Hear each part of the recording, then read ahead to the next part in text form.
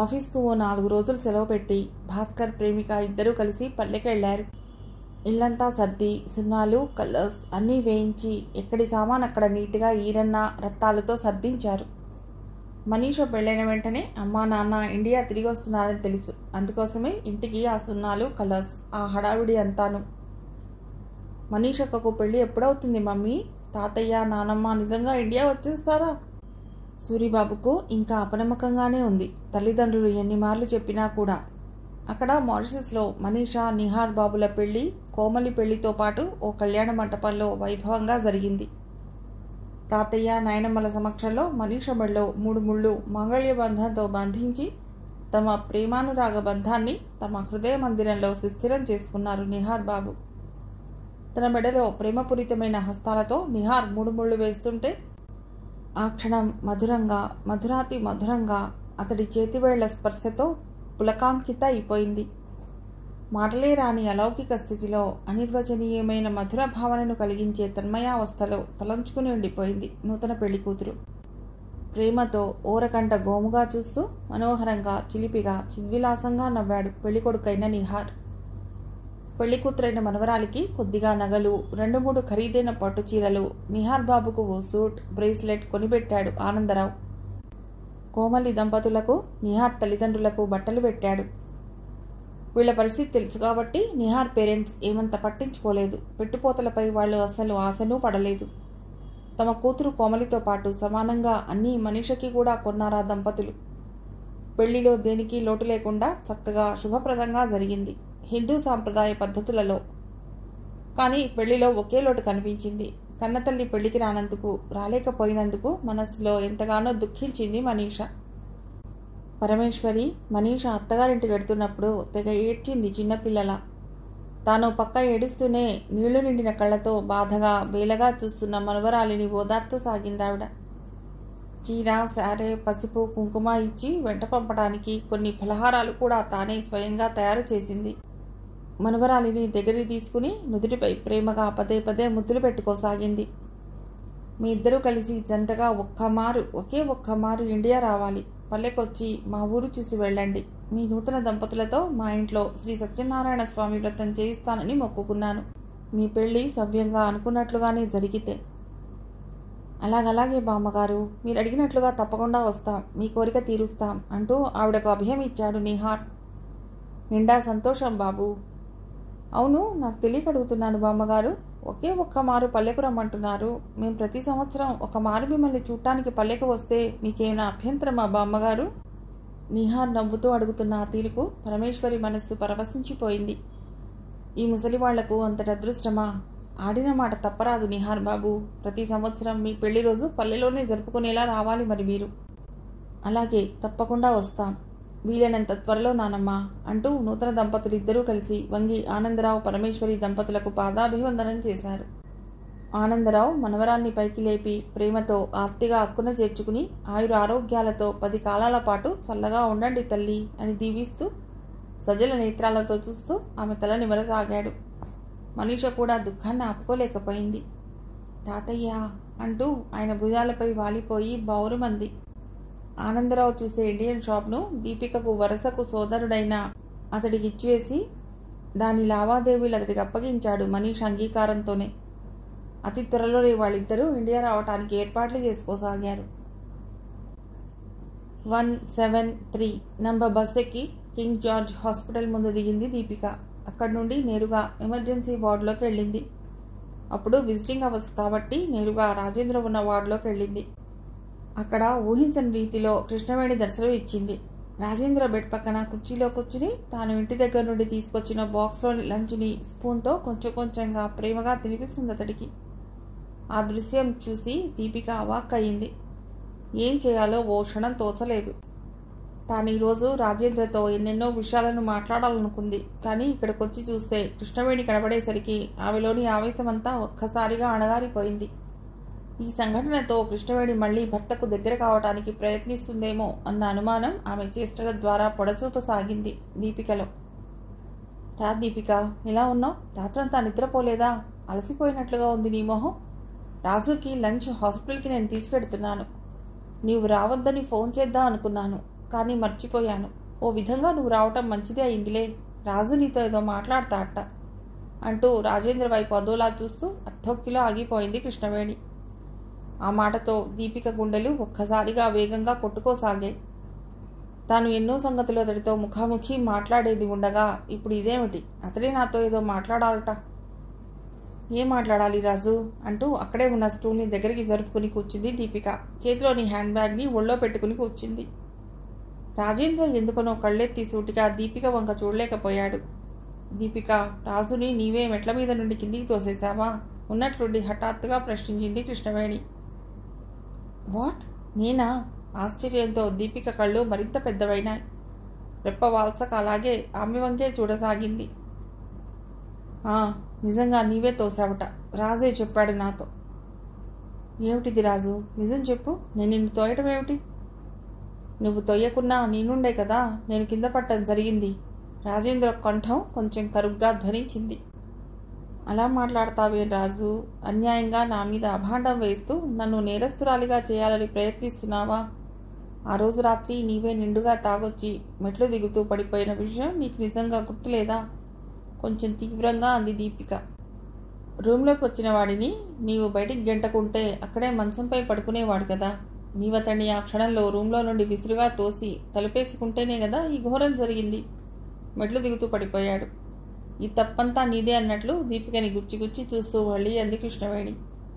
దీపిక ముఖం ఎర్రగా అయిపోయింది. అవమాన భారంతో దుఃఖభారంతో కంఠం పూడినట్లై నోటి నుండి కాసేపటి వరకు మాటే రాలేదు.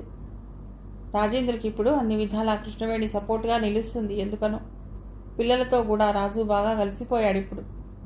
నేను హాస్పిటల్ నుండి డిశ్చార్జ్ అయ్యాక నాతో పాటు కృష్ణవేణి పిల్లలు అంతా ఆ ఇల్లు ఖాళీ చేసి మన ఇంటికే వచ్చేస్తారట. అందరం కలిసి అక్కడే ఉందాం దీపిక. చాలా సింపుల్గా అదేదో మామూలు విషయం అన్నట్లుగా రాజేంద్ర చెప్పేసరికి ఆవిడకు ఒక్కసారిగా మత్తిపోయినంత పని అయింది. మరి ధర్మేంద్ర ఒప్పుకుంటాడా ఎందుకు? నా భర్త ఇంటికి నేను తిరిగి రావటానికి మధ్యన అతడు ఒప్పుకోకపోవడం ఏమిటి? ఈ మారు జవాబు కృష్ణవేణి నుండి వాడిగా సూటిగా వచ్చింది. అంటే నా ఉద్దేశం ఆ ఇంట్లో ధర్మేంద్ర భాగం కూడా ఉంది కదా. జితేంద్ర ఎలాగో తన భాగం అన్నకే ఇచ్చేశాడు కదా. అతడి విషయంలో సమస్యే లేదు అసలు. ధర్మేంద్ర భాగానికి వచ్చే డబ్బులు అతడి మొహాన పడేస్తే సరి. కృష్ణవేణి నోట్లో నుండి జవాబు పెడసరంగా దూకుడుగా వచ్చింది. ఇప్పుడు మన దగ్గర అంత పెద్ద మొత్తంలో డబ్బు ధర్మేంద్రకి ఇవ్వటానికి ఎక్కడుంది కృష్ణ? నెల నెలా కొంత ఇస్తామని చెప్పి చూడాలి. అందుకు వాడు ఒప్పుకుంటాడో లేదో. తమ్ముడి నైజం తెలుసు కాబట్టి సందేహపూర్వకంగా అన్నాడు రాజేంద్ర. ఎందుకు ఒప్పుకోడు? మీకన్నీ సందేహాలే. మీకంతగా తమ్ముడి పట్ల భయంగా ఉంటే అతడిని నేను అడుగుతానులేండి. కృష్ణ, నీవా పని మాత్రం చెయ్యొద్దు. పుణ్యం ఉంటుంది. వాడిని నీవు అడిగితే మొదటికే మోసం వస్తుంది. నెమ్మదిగా వాడికి నచ్చ చెప్పే ప్రయత్నం చేసి ఎలాగో నేను అడుగుతాలే అంటూ రాజేంద్ర భోజనం ముగించాడు. మరి మమ్మల్ని ఆ ఇంటికి రమ్మంటారా వద్దంటారా? ఏదో ఒకటి ఇప్పుడే తేల్చి చెప్పండి అన్న ధోరణిలో ఖచ్చితంగా అడుగుతుంది ఆమె రాజుని. ఒకప్పుడు వద్దంటుంటే ఆ ఇంట్లోంచి వెళ్ళిపోయింది నీవే. ఇప్పుడు నీ అంతట నీవే తిరిగి ఆ ఇంటికి వస్తానంటే నేను ఎలా వద్దంటాను కృష్ణ? తప్పకుండా రా. అందరం ఆ ఇంట్లోనే కలిసి హ్యాపీగా ఉందాం అంటున్న రాజేంద్ర మాటల్లోని ఆంతర్యాన్ని దీపిక గ్రహించలేనంతటి మూర్ఖురాలు తెలివిలేనిదేం కాదు. అంటే కృష్ణవేణితో మళ్ళీ కలిసిపోయి కాపురం చేయటానికి మనస్ఫూర్తిగా ఇష్టపడుతున్నట్లుగా, పోగొట్టుకున్న పెన్నిదేదో తిరిగి పొందబోతున్నట్లుగా సుస్పష్టంగా ఉందతని వైఖరి. ఇప్పుడు దీపికకు అర్థమైంది. సంపూర్ణంగా అర్థమైపోయింది తాను మోసపోయానని. కానీ ఇదెలా సాధ్యం? తనని దైవ సన్నిధానంలో పెళ్లి చేసుకుని ఇన్నాళ్ళు కలిసి కాపురం చేసి ఇప్పుడిక మళ్ళీ తామిద్దరూ విడిపోవాలా? హే భగవాన్, ఏమిటి నీ ఈ విచిత్ర లీలలు? ఏమిటి నా జీవిత పరమావధి? ఇందుకేనా దేవా మా ఇద్దరినీ ఒకరికొకరు తోడు నీడగా ఉండమన్నట్లుగా దగ్గరికి చేసింది? ఇంతలోనే మళ్ళీ ఈ విఘాతమా? రాజేంద్ర తనతో ఎన్నెన్నో మాయమాటలు చెప్పాడు. తాను అవన్నీ నిజమే అనుకుని వెర్రిగా నమ్మింది. ఇద్దరం కలిసి మనీష పెళ్లి వైభవంగా చేద్దామన్నాడు. నా కష్టాలు, సుఖాలు, సంతోషాలు, బాధలు అన్నీ ఇక నుండి తనవే అన్నాడు. అవన్నీ అప్పుడే మర్చిపోయాడా? తన కూతురు మనీషకు పెళ్ళయిందన్న సంగతి కూడా అతడికి చెప్పలేదు. చెప్పినా వ్యర్థం అనుకుంది. ఎందుకంటే కూతురు పెళ్లి కోసమని కష్టపడి సంపాదించిన డబ్బంతా తీసుకువెళ్ళి అతడి దోసిట్లో పోసినట్లయింది. మాయమాటలు చెప్పి మనీష పేర మారిషస్ ట్రాన్స్ఫర్ చేస్తానని నమ్మబలికి తానే పూర్తిగా డబ్బంతా వాడుకున్నాడు. తనకు ఆ విధంగా నమ్మక ద్రోహం చేశాడు. దీపిక మనసులో పరిపరి విధాల ఎనలేని బాధావేదనలతో పరంపరలు సుళ్ళు తిరుగుతున్నాయి. సుడిగుండం చెలరేగి అల్లకల్లోలమైన సముద్రంలా ఉంది ఆమె మనస్సు. ఇక అక్కడ ఒక్క క్షణం కూడా కూర్చోలేకపోయింది. వాళ్ళిద్దరితో ఏం మాట్లాడకుండా వడివడిగా బయటకొచ్చి బస్టాప్ వైపు అడుగులేయసాగింది. ఇంటికిలా చేరిందో ఆమెకే తెలియదు. జితేంద్ర ఇంటి ముందు కారు దిగి డోర్ తట్టాడు. కానీ తలుపులు తెరవలేదెవ్వరూనూ. ఏదో అనుమానంతో ఈ మారు కాలింగ్ బెల్ నొక్కాడు. కాసేపటికి దీపిక వచ్చి డోర్ తెరిచింది. ఇంట్లోకి వచ్చిన అతడు ఆమెను ఆ స్థితిలో చూసి విస్తుపోయాడు. What happened? ఏమిటి మీ ఈ దుస్థితి? ఏడ్చి ఏడ్చి బాగా ఎర్రబడిన కళ్ళతో, రేగిన జుట్టుతో, తిండి కూడా సరిగ్గా తింటుందో లేదో పీక్కుపోయిన మొహంతో చాలా దైన్యంగా ఉందామె పరిస్థితి. తరచి తరచి అతడు ప్రశ్నిస్తుంటే తనలో నిండుగా దాగి ఉన్న శోకాగ్ని ఒక్కసారిగా పెళ్ళుబికింది. తన మనోవేదనంతా వ్యక్తపరచడానికి ఓ ఆత్మీయుడు దొరికాడన్న భావన మనస్సులో కదలగానే కట్టలు తెగిన దుఃఖం ఒక్కసారిగా బయటికి దూసుకు వచ్చింది. 2 చేతులతో మొహం దాచుకుని బోరుమని అదే పనిగా విలపించసాగింది దీపిక. ఆమె చేష్టలకి జితేంద్ర అచేతనుడైపోయాడు. రాజేంద్రకు ఏదో అయ్యిందని క్షణంలో ఊహించాడు. భయంతో గుండెలు స్పీడ్గా కొట్టుకోసాగాయి. ఎన్ని మార్లు ఫోన్ చేసినా మీరు అన్నయ్య ఎవ్వరూ ఎత్తడం లేదు. రాజు క్షేమమే కదా? డిశ్చార్జీ చేశారా హాస్పిటల్ నుండి? ఎలా ఉన్నాడు? వాకర్ పట్టుకుని నడవటానికి ప్రయత్నిస్తున్నాడా? పైనున్నాడా? అంటూ కంగారుతో గబగబా ప్రశ్నల వర్షం కురిపిస్తూ పైకి వెళ్లటానికి ఉద్యుక్తుడయ్యాడతడు.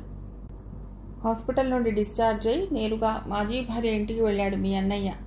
దీపిక నుండి చాలా కోపంగా వచ్చిన ఆ మాటకు ఈ మారు జితేంద్ర దిగ్భ్రాంతి చెందాడు. ఏమైంది? అక్కడికి ఎందుకు వెళ్ళాడు? మీరిద్దరూ ఏమైనా దెబ్బలాడుకున్నారా? లేదన్నట్టుగా తల అడ్డంగా ఊపిందామె. మరేం జరిగింది? ఎందుకు అక్కడికి వెళ్ళాడు? దీపిక కళ్ళు 2 తుడుచుకుంది. జితేంద్ర సోఫాలో కూర్చున్నాడు.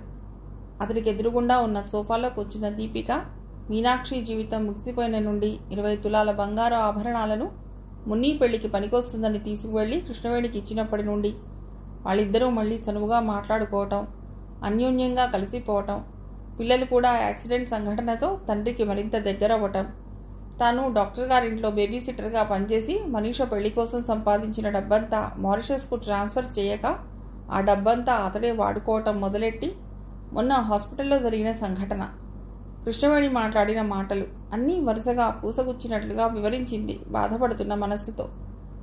నన్ను బయటికి తీసుకెళ్లినప్పుడు విచ్చలవిడిగా డబ్బు ఖర్చు చేస్తుంటే అదంతా మీ అన్న సంపాదన అనుకుని మురిసిపోయాను. ఆ ఖర్చు చేసిన డబ్బంతా నాదేనని ఇప్పుడు అర్థమవుతోంది జితేంద్ర. క్షణానికో విధంగా సందేహాస్పదంగా స్పందిస్తున్న హృదయావేదనతో, బాధతో కొట్టుమిట్టాడుతున్న మనస్సుతో దీపిక అతడికంతా తెలియజేసింది. ఆమె చెప్పేదంతా మౌనంగా ఆలకిస్తున్నాడు జితేంద్ర. ఆడది అనాదిగా మగాడి చేతిలో మోసపోతూనే ఉంది. మీ అన్న ఇంతటి నయవంచుకుడన్న సంగతి నాకిప్పుడిప్పుడే అర్థమవుతోంది జితేంద్ర. జీవితం పట్ల సరైన అవగాహన, వివేకం, విజ్ఞత ఉన్నవాళ్లు తాము వేసే ప్రతి అడుగుని ఆలోచించి మరీ వేస్తారు. కానీ అన్నీ సరిగ్గా చక్కగా ఆలోచించే శక్తి, యుక్తి ఉన్న దాన్నైనా నేనిలా బాధ్యతారహితంగా మోసంతో కళ్ళు మూసుకుపోయి అతన్ని పూర్తిగా గుడ్డిగా నమ్మి క్షణికమైన సుఖాల కోసం అదే స్వర్గం అన్నట్లుగా అతడితో జీవితం పంచుకోవటానికి నేను దాసోహం అయిన ఫలితంగానే ఈనాడు ఇలాంటి విషమ పరిస్థితి ఎదుర్కోవలసి వచ్చింది. రాజేంద్ర నాతో చెప్పినవన్నీ మాయమాటలే, అబద్ధాలే. అతడు బాగా తాగుతాడన్న సంగతి, కృష్ణవేణితో చట్టపరంగా విడాకులు తీసుకోలేదన్న సంగతి ఈ మధ్యనే, అంటే మీ అమ్మగారు పోవటానికి ముందే తెలిసింది. అది కూడా నా నుంచి దాచాడు. పవిత్రమైన దేవుని గుళ్ళో పూలమాలలు, ఉంగరాలు మార్చుకుని పెళ్లి చేసుకున్నాడు నన్ను ఆనాడు. అదే ఆ రోజు రిజిస్టర్ మ్యారేజ్ చేసుకుని ఉంటే నా జీవితం ఈనాడు ఇలా అయ్యి ఉండేది కాదేమో. ఎందుకంటే అలా జరిగి ఉంటే నాకు చట్టపరంగా హక్కు ఉండేది జితేంద్ర. మొదటి భార్య నుండి చట్టపరంగా సంపూర్ణంగా విడిపోయినప్పుడే రెండోది రిజిస్టర్ మ్యారేజ్ చేసుకోవటానికి వీలుంటుంది. లేకుంటే అది చట్టపరంగా నేరంగా పరిగణించవలసి ఉంటుంది. అందుకనే రాజేంద్ర అన్నయ్య మిమ్మల్ని అలా గుళ్ళో చడి చప్పుడు లేకుండా పెళ్లి చేసుకున్నాడని నేను అనుకున్నాను. ఇలాంటి దేశాలలో ఇవి చాలా ఎక్కువగానే జరుగుతుంటాయి. తన భాగానికి వచ్చిన బంగారంలో కొంత భాగం మీ అమ్మాయి మనీష పెళ్లికి కూడా ఇస్తాడని అనుకున్నాను. కానీ ఇదేమిటి, అన్నయ్య ఆ బంగారాన్ని తీసుకెళ్లి కృష్ణవేణి వదినకి ఇవ్వటం ఏమాత్రం సబబుగా లేదు. Very bad. ఆ ఇల్లు ఖాళీ చేసి వాళ్ళంతా ఇక్కడికి వస్తారట. అందరం కలిసి ఇంట్లో ఉందామంటూ పాట పాడుతున్నాడు ఇప్పుడు. అలా ఉండటం నా నుంచి సాధ్యమయ్యే పని కాదు. ప్లీజ్ జితేంద్ర, మీరు నాకు హెల్ప్ చేయాలి. ఇండియా పాస్పోర్ట్ ఉంది నా దగ్గర. దయచేసి నాకు ఒక టికెట్ కొని ఇక్కడి నుంచి నన్ను ఇండియా పంపించండి. మీరు చేసే ఈ మేలుని నేను ఎప్పటికీ మర్చిపోను. వేడుకుంటున్నట్లుగా ప్రాధేయపూర్వకంగా అడిగింది దీపిక, 2 చేతులు జోడించి. అలాగే టికెట్ కొని మిమ్మల్ని ఇక్కడి నుండి పంపించడం నాకు పెద్ద సమస్య కాదు. కానీ అన్నయ్య ఇలా చేయటం నాకేం నచ్చలేదు. Bad, very bad. పదే ఆ మాట అంటూ ఆగ్రహావేశాలతో ఉడికిపోతున్నాడతడు. దీపిక ఇంత వారిస్తున్నా కూడా వినకుండా గబ్బగబ్బా బయటికి వెళ్ళిపోయిన జితేంద్ర కారులో హుటాహుటిన వాళ్ళ అన్న ఉన్న ఇంటికి బయలుదేరాడు. కాలింగ్ బెల్ శబ్దానికి కృష్ణవేణి వచ్చి తలుపు తెరిచింది. ఎదురుగుండా కనిపించిన పెద్ద మరిదిని చిరునవ్వు మొహంతో సాదరంగా లోపలికి ఆహ్వానించి, రా జీతూ, ఎలా ఉన్నావు అంటూ కులాసాగా ప్రశ్నించింది. తండ్రిని చెరో వైపు భుజాల్ని ఆసరాగా పట్టుకుని వాకర్తో నడిపించడానికి ప్రయత్నిస్తున్నారు వల్లభ్ ముని. హాల్లోనే ఆ దృశ్యాన్ని తిలకించాడు జితేంద్ర. హలో అన్నయ్య, ఎలా ఉన్నావు? నడవగలుగుతున్నావా? హఠాత్తుగా తనకి ఎదురుగుండా వచ్చి నిల్చుని అడుగుతున్న తమ్ముని చూసేసరికి ఓ క్షణం ఆశ్చర్యపోయాడు రాజేంద్ర. నడవడానికి ప్రయత్నిస్తున్నాను. నీవెప్పుడొచ్చావు జీతు? ఇప్పుడే, ఇందాకనే వచ్చానన్నయ్యా. వల్లభ్ ముని బాబాయిని చూసి హాయ్ చెప్పారు. నీవు హాస్పిటల్ నుండి డిశ్చార్జ్ అయ్యి ఇక్కడికి వచ్చినట్లుగా కనీసం ఒక్క ఫోన్ కూడా చేయలేదేవన్నయ్యా.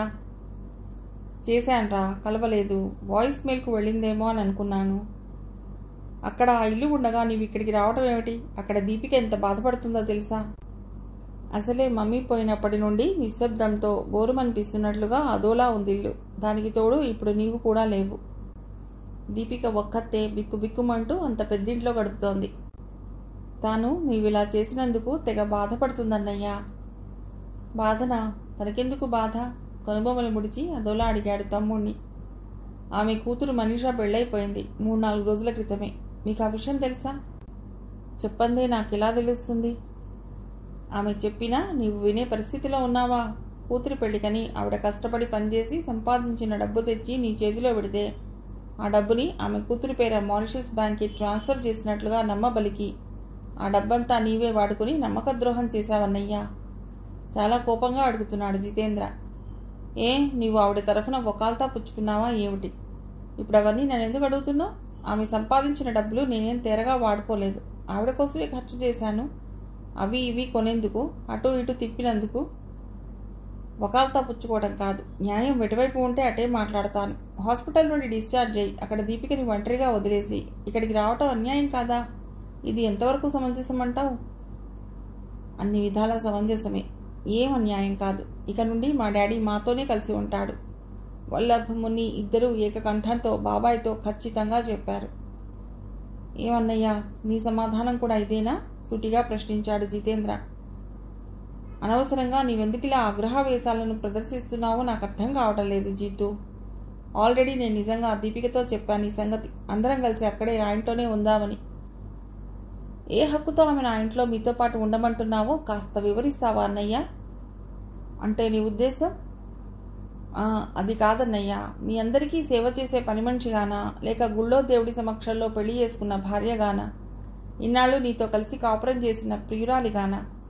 ఏ అర్హతతో ఆమెను ఉండమంటున్నావో నీవే చెప్పన్నయ్యా.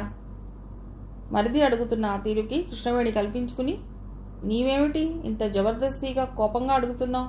ఆవిడ అడగమని నేను ఇలా పంపిందా మా ఇంటి మీదకి? కృష్ణవేణి ఉక్రోషంగా ప్రశ్నించింది. ఆవిడేం అడగమనలేదు. నేను అన్నయ్యని చూడటానికి ఇటు వచ్చాను కాబట్టి విషయం తెలిసి నేనే అడుగుతున్నాను. మధ్యలో మీరు ఇలా అడ్డు తగలకండి వదినా. కృష్ణవేణి వైపు వాడిగా చూస్తూ కోపంగా అన్నాడు జితేంద్ర. ఆవిడ మొహం క్షణంలో వివర్ణమైంది. ఆవిడ మీ అన్నయ్య జీవితంలోకి మధ్యలో వచ్చింది, మధ్యలోనే పోతుంది. మధ్యన నీవెందుకు ప్రేమని ఒలకబోస్తున్నావు ఆవిడ మీద? అక్కసుగా అర్చినట్లుగా ఆగ్రహంతో అడిగింది మారు కృష్ణవేణి. వీళ్లతో ఏం మాట్లాడినా ఎంత మాట్లాడినా వ్యర్థమే, లాభం లేదనుకున్నాడు. ఇంకాసేపు ఇక్కడే ఉంటే దీపికకి తనకి కూడా ఏదైనా అక్రమ సంబంధం ఉందని అంటగట్టే మహాతల్లివిడ అనుకుంటూ జితేంద్ర మరో మాట కూడా మాట్లాడకుండా విసవిసా నడిచి బయటకొచ్చి కారులో కూర్చుని స్టార్ట్ చేశాడు. ఆనందరావు పరమేశ్వరి మారిషస్ నుండి నేరుగా ఫ్లైట్లో బొంబాయి వచ్చి అక్కడి నుండి హైదరాబాద్లోని శంషాబాద్ ఎయిర్పోర్ట్కి చేరుకోగానే ఒక పోర్టర్ని మాట్లాడుకుని అతడి సహాయంతో కెరోజల్ మీద వస్తున్న అసంఖ్యాకమైన లగేజీల్లో వీళ్ల సూట్ కేసులు బ్యాగులు రావటానికి చాలా టైం పట్టింది. అవి తీసుకుని బయటికి చేరుకోగానే క్యాబ్ బుక్ చేసుకుని భాస్కర్ రెడీగా ఉన్నాడక్కడ. తండ్రితో పాటు కొడుకు సూరిబాబు కూడా ఎయిర్పోర్ట్కి వచ్చాడు. తాతయ్య నాన్నమ్మల్ని చూడగానే సూరి ఆనందంతో ఉప్పొంగిపోయాడు. ఆనందరావు దంపతులు కూడా ఇన్నేళ్లకి మళ్లీ కన్నతల్లి లాంటి జన్మభూమిని చేరుకోగానే ఎక్కడలేని ఉత్సాహం, సంతోషం ఉబికి వచ్చాయి వారిలో. గుండెల నిండా సంతృప్తిగా గాలి పీల్చుకున్నారు వాళ్ళు.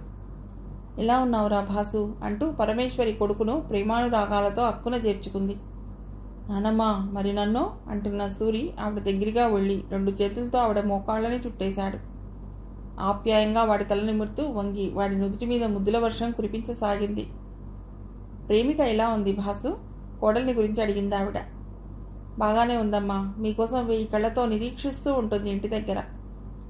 అంతా ఇంటికెళ్లారు క్యాబ్లో. అత్తమామగార్లకి వాకిట్లోనే స్వాగతం పలికింది నవ్వుమోహంతో ప్రేమిక. ఎలా ఉన్నారు అత్తయ్యా? మనీష పెళ్లి ఎలా జరిగింది? పెళ్లి సిడీ తెచ్చారు కదూ? మనీష పెళ్లి బాగా జరిగింది, పెళ్లి సిడీ తెచ్చాను అంటూ పరమేశ్వరి కోడలికి సమాధానం చెప్పింది. వాళ్ళు కాస్త స్థిమితపడి స్నానాలు భోజనాలు కానిచ్చి కాసేపు విశ్రాంతిగా పడుకున్నారు. 2 గంటలు అయ్యాక నిద్రలేచారు వాళ్ళు నెమ్మదిగా. వాళ్ళు లేవగానే ప్రేమిక టీ చేసుకుని తెచ్చిచ్చింది. ప్రేమిక, మనీష పెళ్లి సీడీ సూట్ కేసులో చీరల మడతల మధ్య ఎక్కడో పెట్టాను. మీరు పల్లెకొచ్చినప్పుడు అందరం కలిసి చూద్దాం. పల్లెలో వాళ్ళిద్దరి చేత శ్రీ సత్యనారాయణ స్వామి వ్రతం చేయిద్దామని జంటగా ఇండియా రమ్మన్నాను. తప్పకుండా త్వరలోనే వస్తామన్నారు మనీషా, నిహార్ బాబు. పాపం ప్రస్తుతం ఒక్కత్తి ఎలా ఉంటుందో బంగారు తల్లి. మనవరాల్ని గురించి బెంబేలు పడుతూ అంది పరమేశ్వరి కోడలితో. మీరేం భయపడకండి అత్తయ్యా, మనీష కులాసాగానే ఉంటుందిలేండి అంటూ ప్రేమిక అత్తగారికి ధైర్యం చెప్పింది. ఓ బ్యాగ్ తెరిచి మనీష పంపిన ఆట వస్తువులు, చాక్లెట్స్ అన్నీ తీసి సూరికి అందించాడు ఆనందరావు. మనీష అక్క నా కోసం ఎన్నో ఇండోర్ గేమ్స్ పంపింది తాతయ్య.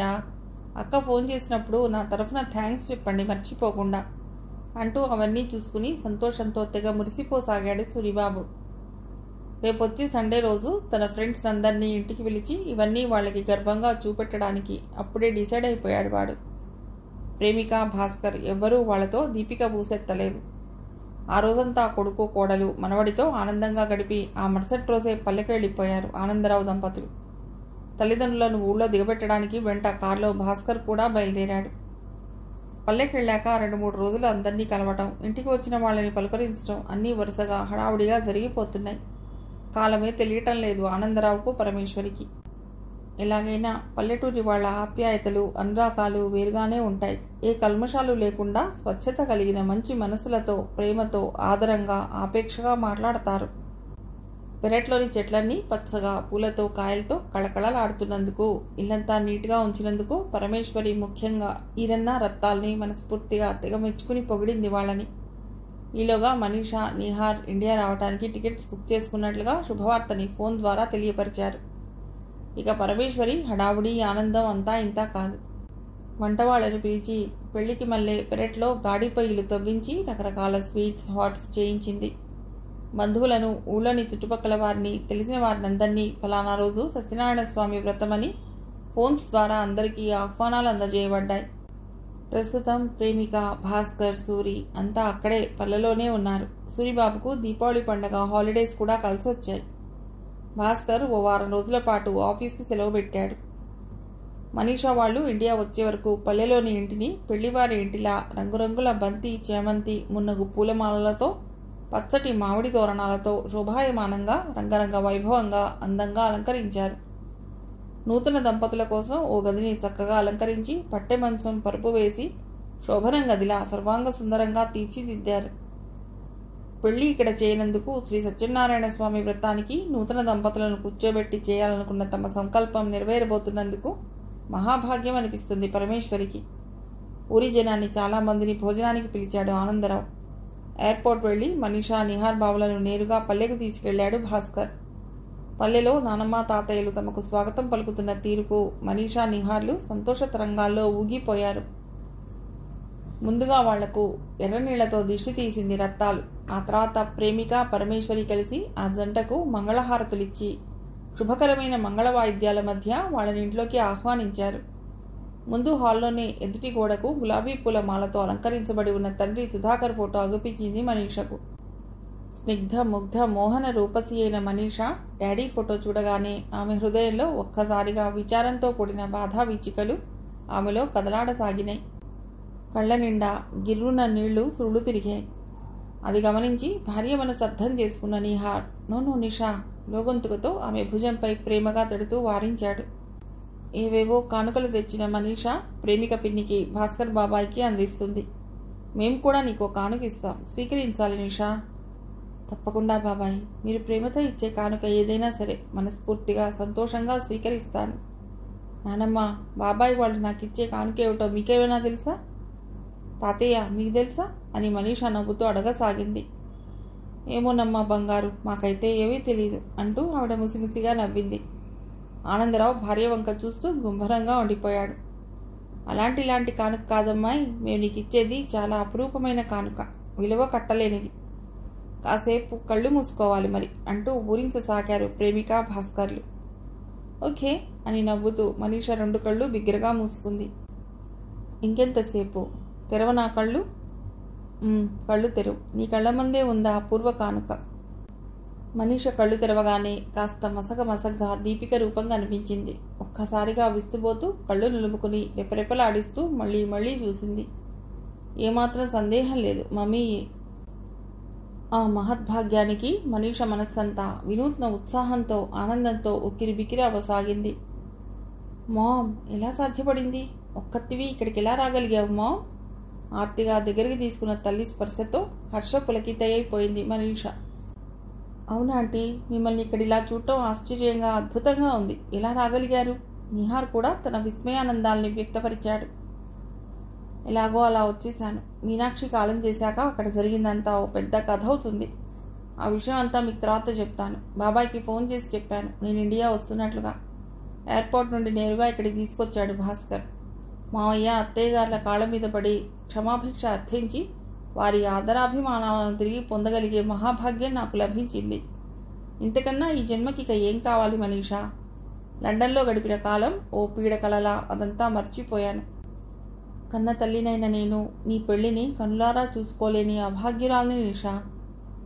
అక్కయ్య, అలా దుఃఖించకండి. మేం కూడా మనీష పెళ్లిని చూడలేదు కదా. వ్రతం పూర్తయ్యాక పెళ్లి సిడి వేసుకుని వాళ్ళ పెళ్లి వేడుకలు జరిగిన ఆ వైభవాన్ని మనం కూడా చూద్దాం అంటూ ప్రేమిక తోటికోడలి భుజంపై చనువుగా చేయి వేసి తడుతూ దీపికని ఓదార్చసాగింది. అన్ని విషయాలు తర్వాత మాట్లాడుకుందాం అబ్బాయి. అమ్మాయిని తీసుకువెళ్ళండి లోపలికి. ముందుగా వారి స్నానాల ఏర్పాట్లు చూడండి దీపిక. వ్రతం చేయించడానికి పురోహితులు వచ్చే సమయం కూడా అవుతుంది అంటూ నిండు మనస్సుతో నవ్వుతూ పెరట్లో వంటలు వండుతున్న వంటవాళ్ళెందుకో పిలవటంతో పరమేశ్వరి ఆదరా బాదరాగా అటుకేసి వెళ్ళింది. వాళ్ళిద్దరి స్నానాధికాలు పూర్తి కాగానే ప్రేమిక దీపిక ఇద్దరూ కలిసి మనీషకి పట్టుచీర కట్టబెట్టి చక్కగా పూలజడ వేసి ఆభరణాలు పెట్టి అందంగా అలంకరించారు. మరో రూంలో నిహార్ పట్టు పంచె కట్టుకోవటానికి భాస్కర్ సహాయపడుతున్నాడు.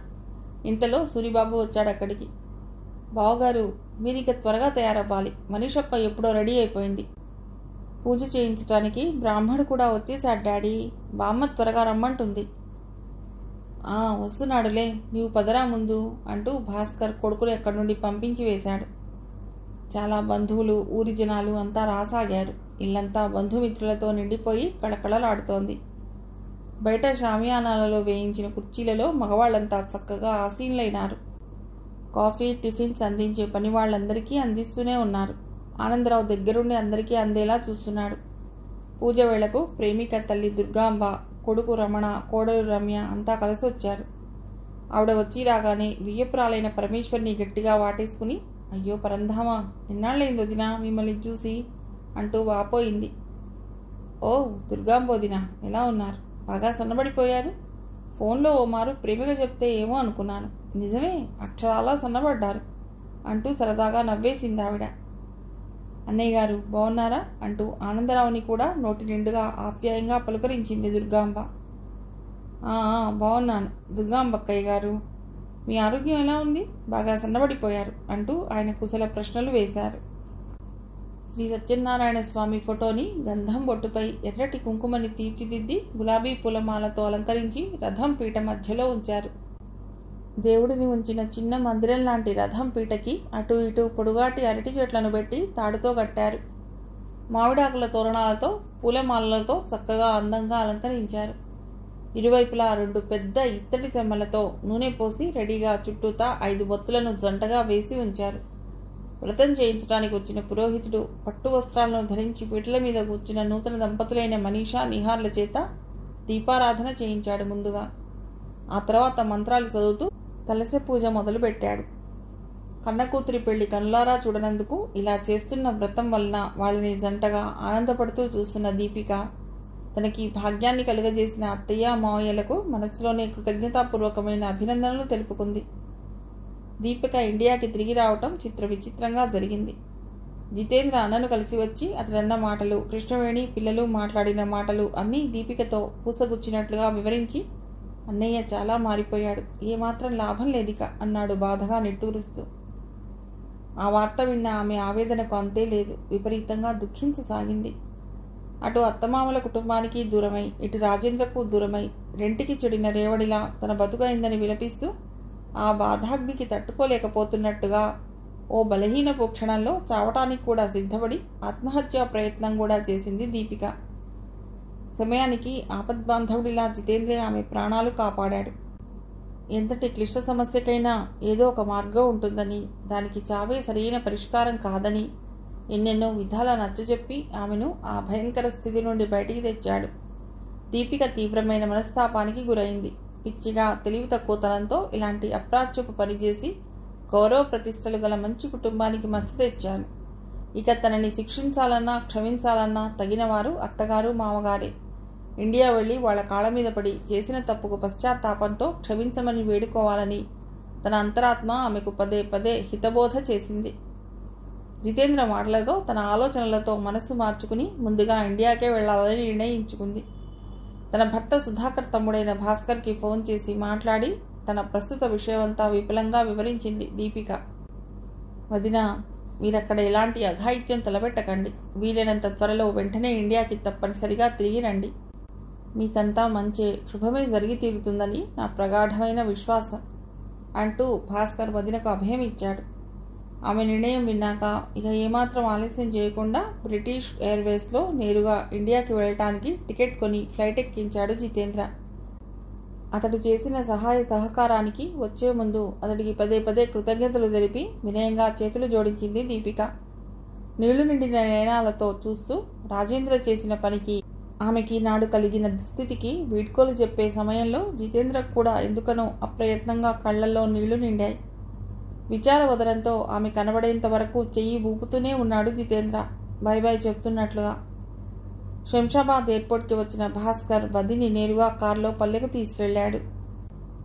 చెప్పా పెట్టకుండా హఠాత్తుగా ఊడిపడిన కోడల్ని చూసి ముందుగా అవాక్కైపోయారు పరమేశ్వరి, ఆనందరావు. భాస్కర్ కూడా తల్లిదండ్రులకు దీపిక వదిన ఇండియా వస్తున్న సంగతే తెలపలేదు. ఉదాసీనంగా, చాలా బాధావేదనతో శాపం తగిలిన శోకమూర్తిలా ఉంది దీపిక. అలాంటి స్థితిలో కోడల్ని చూసిన అత్తామామలు విస్తుపోయారు. దీపిక ఇక్కడికి రావటానికి కారణమైన లండన్లో జరిగిన విషయాలను, పరిస్థితులను భాస్కర్ తల్లిదండ్రులకు విపులంగా చెప్పాడు. అంతా విన్నవాళ్లు దీర్ఘంగా నిట్టూర్చాడు. ఆనందరావు పైకి ఎలాంటి భావం కనబరచకుండా మామూలుగానే ఉన్నాడు. పరమేశ్వరి మాత్రం కొంచెం కోపావేశాలతో ఎడమొహం పెట్టింది. ఆమెను పైకి లేపేందుకు వాళ్ళు ప్రయత్నించినా లాభం లేకపోయింది.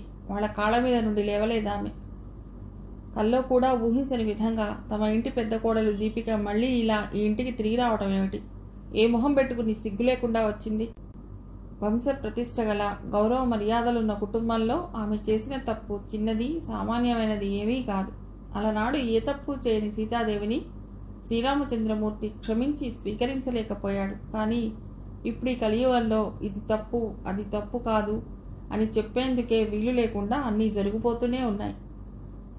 తమ కన్న కొడుకు ఇంటికి పెద్దవాడైన సుధాకర్ ఈనాడు ఈ లోకంలో లేనే లేడు. కానీ అతడి తల్లిదండ్రులు, ముఖ్యంగా మనువరాలైన మనూష కోసమే తప్పనిసరిగా క్షమామూర్తులు కావాల్సి వచ్చింది. నాకు దైవ సమానులైన పెద్దలు మీరు, క్షమిస్తామని అంటేనే నేను మీ పాదాలు వదిలిపెడతానత్తయ్యా. నా పట్ల మీకున్న నమ్మకాన్ని వమ్ము చేశాను. ఈ పాపిష్టిరాల్ని క్షమించండి మావయ్య, మీకు పుణ్యం ఉంటుంది. మీకు సేవలు చేస్తూ ఇక్కడే నా జీవితాన్ని గడిపేస్తాను. దయచేసి నన్ను క్షమించి అనుమతి ఇవ్వండి అత్తయ్యా. దీపిక ఇంకా ఏడుస్తూనే ఉంది. తమ ఇద్దరి ముసలి జీవితాలు పరిసమాప్తం కావడానికి కాలం ఎంతో దూరంలో లేదు. ఆ తర్వాత ఈ ఇళ్లలో ఎవరికి ఎవరు తప్పు చేసిన వారు పశ్చాత్తాప భావంతో క్షమాపణలు కోరటం, క్షమించడాలు సర్వసాధారణమే.